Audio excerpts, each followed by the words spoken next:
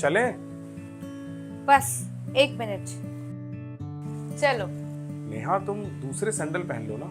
दूसरी वो मुझे अच्छी नहीं लगती, इसलिए मैंने यही पहन ली। अरे पर टूटी हुई भी तो है, दूसरी पहन लो तो अच्छा रहेगा। अरे टूटी हुई है तो क्या हुआ, 5 रुपए की फेविक्विक लाओ, 1 मिनट में जुड़ जाती है।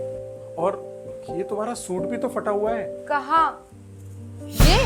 अरे ये जरा सा ही तो फटा है, देखो चुन्नी से ही ढक जाएगा। आप भी ना देखो, ढक गया ना, अब किसी को पता नहीं चलेगा। सुनो, मैं बैग रख लेती हूँ, आप वो फेविक्विक उठा लेना, अगर रास्ते में जरूरत पड़ गई तो सैंडल जोड़ लेंगे, ठीक है?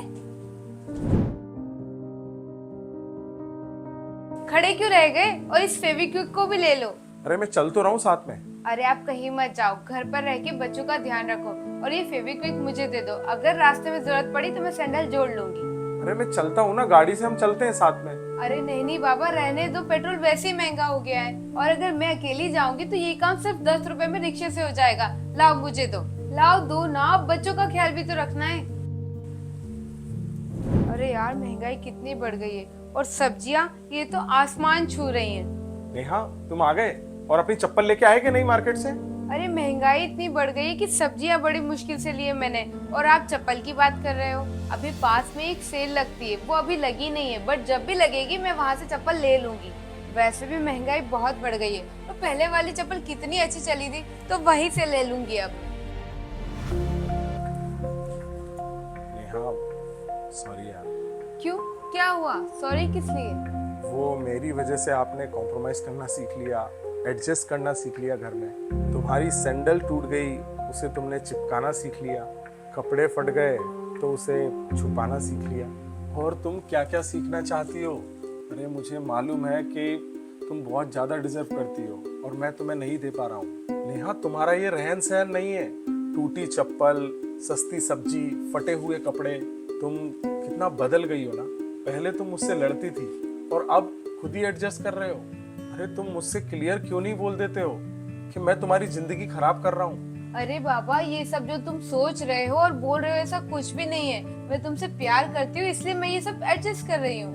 वही ना, मैं भी तो तुम्हारे प्यार का फायदा ही उठा रहा हूँ, क्योंकि मैं वो सब कुछ नहीं कर रहा हूँ जो मुझे करना चाहिए था आपके लिए। मैं बहुत कोशिश कर रहा हूँ कमाने की, पर कमा नहीं पा रहा हूँ जितना तुम डिजर्व करती हो। मैं तो तुम्हें रानी बनाकर इस घर में रखना चाहता था, लेकिन मैंने तो तुम्हें गुलाम ही बना दिया।